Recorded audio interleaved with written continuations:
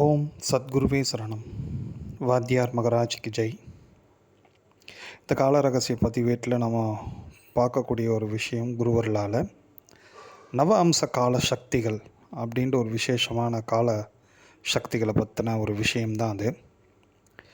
அது எப்போ எல்லாம் அந்த சக்திகள் வரும், அந்த கால அம்சம் வரும் அப்படின்ட்டு வாத்தியார் குறிப்பிட்டிருக்காரு.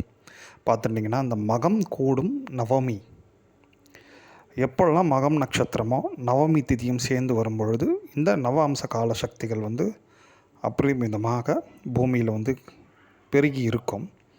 நம்ம அதுக்குரிய வழிபாடை பண்ணுறச்சே அந்த கால அம்சத்தோட பலன்களை நம்ம அனுபவிக்கலாம். அதில் குறிப்பாக இந்த வைகாசி மாதம் நவமி பார்த்துட்டிங்கன்னா அந்த வளர் நவமி மகம் நட்சத்திரத்தோட கூடியிருக்கு, வியாழக்கிழமையோடு சேர்ந்து. நம்ம எப்பொழுதுமே இந்த மகம் கூடிய நவமியில் இந்த அம்ச கால சக்திகள் இருக்கும். அதில் குறிப்பாக நாளைய நாளே அந்த மாதிரி இருக்குது, நவமி கூடிய மகம் இருக்குது இந்த வைகாசி மாதத்தோட முதல் வளர் நவமி. ஸோ அதில் பார்த்துட்டிங்கன்னா நம்ம என்ன பண்ணலாம் அப்படி பார்த்தாச்சுன்னா, வாத்தியார் என்ன குறிப்பிட்டு சொல்கிறாருன்னா, இந்த 27 நட்சத்திரங்களில் பிறந்தவங்க எல்லாருக்குமே ஒவ்வொரு விதமான விசேஷமான திறமைகள் உண்டு அப்படின்றாரு. அந்த திறமைகளை குருவர்களால் தெரிஞ்சுக்கணும்.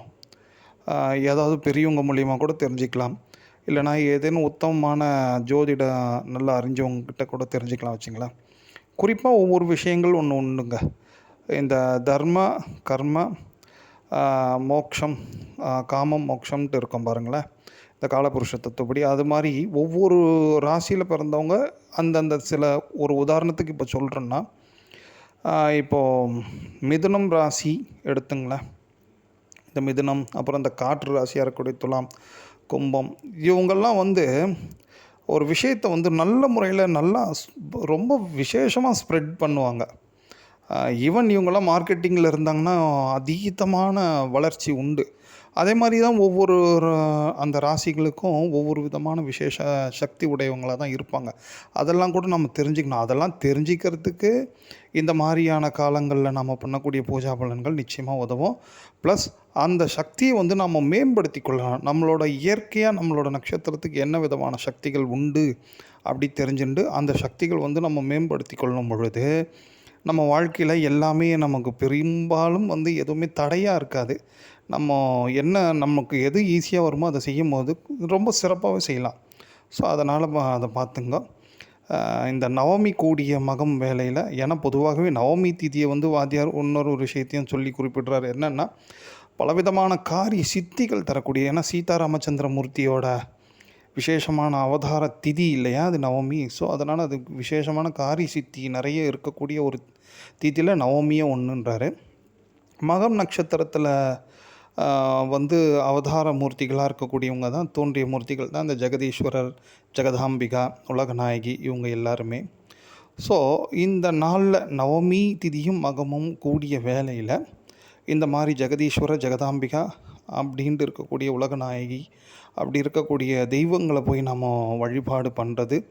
ப்ளஸ் ஏதேனும் கைங்கரியம், வழிபாடு மீன்ஸ் என்னென்னா போய் கையெடுத்து கும்பிட்டுட்டு கம்னு வந்துடாமல் ஒரு தீபம் போடுறது, அந்த கோயிலில் இருக்கக்கூடிய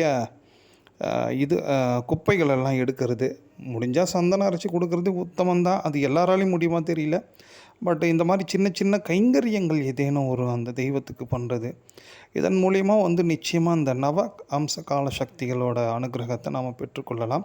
அது குருவர்களால் அது தெரிஞ்சிட்டுனா நம்மளோட நட்சத்திரம் என்ன, நம்மளோட ராசி என்ன, அதை நல்லா தெரிஞ்சுட்டு அதோட பவர் என்ன, அது எதில் சிறப்பாக இருக்கும், நம்ம எந்த காரியத்தை சிறப்பாக செய்ய முடியுன்ற ஒரு விஷயமா நம்ம தெரிஞ்சுக்கலாம்.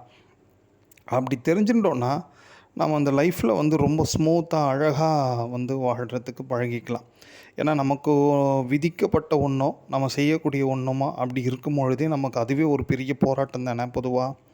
ஸோ அந்த மாதிரி இல்லாமல் நமக்கு எது வருமோ அதை செய்யும் பொழுது ரொம்ப சிறப்பாக செய்யலாம். அதில் நம்ம பெரிய ஆளாகவும் இருக்கலாம் குருவர்களால். ஓம்.